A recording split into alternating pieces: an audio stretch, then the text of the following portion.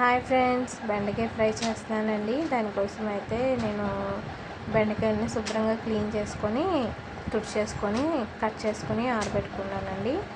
నేను దాంట్లో వేసే ఇంగ్రీడియంట్స్ అయితే చూపిస్తున్నాను ఫ్రెండ్స్. దానికోసం ఒక ఉల్లిపాయ, కారం, వెల్లుల్లిపాయ, జీలకర్ర మిక్సీ పట్టేసానండి. తర్వాత ఇక్కడ నేను పచ్చి కొబ్బరి కూడా తీసుకుంటున్నాను ఫ్రెండ్స్. మెయిన్ ఇంగ్రీడియంట్స్ ఇక్కడ నేను మిక్సీ పట్టుకున్న ఈ మసాలా అండి. చాలా టేస్ట్ బాగుంటుంది ఫ్రెండ్స్. బెండకాయ ఎప్పుడు చేసుకున్నా ఇలాగే చేసుకుని తినాలనిపిస్తుంది ఫ్రెండ్స్. అంత బాగుంటుందండి. దానికి నేను పచ్చి కొబ్బరి కూడా యాడ్ చేస్తున్నాను. టేస్ట్ అనేది బాగుంటుంది కాబట్టి కొంచెం ఒక 2 స్పూన్లు అయితే నూనె వేసి నేను ముందు బెండకాయలని కొంచెం ఫ్రై చేస్తున్నానండి. మనకి కొంచెం జిగురు అనేది లేకుండా పొడి పొడిగా ఉంటుంది కాబట్టి బెండకాయ అనేది కొంచెం ఇలా ఫ్రై చేసుకుంటే సరిపోతుంది. మరి ఎక్కువ అవసరం లేదండి. ఇలా ఫ్రై చేసుకున్న తర్వాత మనం బెండకాయ ఫ్రైని మళ్ళీ దీంట్లో నేను కొంచెం ఒక 2 స్పూన్ల ఆయిల్ అయితే వేసి పచ్చిమిర్చి వేసానండి. ఎండుమిర్చి అయితే వేయలేదు. కొంచెం కరివేపాకు కొత్తిమీర కూడా వేసాను.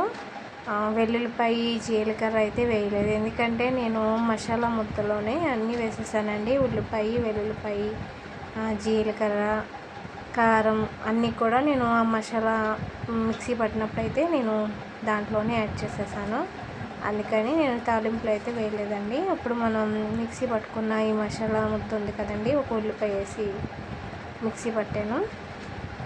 అది కొంచెం పచ్చివాసన పోయేదాకా కూడా మనం కొంచెం ఫ్రై చేసుకుంటే సరిపోతుంది. నేను సిమ్లీలో పెట్టుకుని అయితే ఫ్రై చేసుకుంటున్నానండి. సాల్ట్ అది ఏమైనా అవసరం లేదు. కారం కానీ సాల్ట్ కానీ ఏమైనా అవసరం లేదండి. నేను ఆ మసాలా ముద్దలోనే అయితే మొత్తం అన్ని ఇంగ్రీడియంట్స్ అన్నీ కూడా వేసేసి మిక్సీ పట్టాను ఫ్రెండ్స్. టేస్ట్ అనేది చాలా బాగుంటుందండి బెండకాయ ఫ్రై.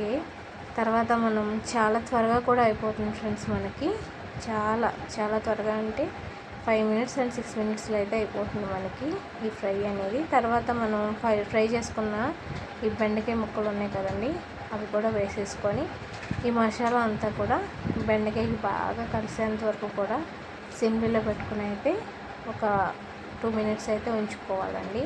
చూసారండి, బాగా కలిసింది కదా. దీంట్లో లాస్ట్ ఫైనల్ కొంచెం పచ్చి కొబ్బరి, ఎండు కొబ్బరి కన్నా ఈ ఫ్రైలో పచ్చి కొబ్బరి అయితేనే మనకి టేస్ట్ అనేది చాలా బాగుంటుంది ఫ్రెండ్స్.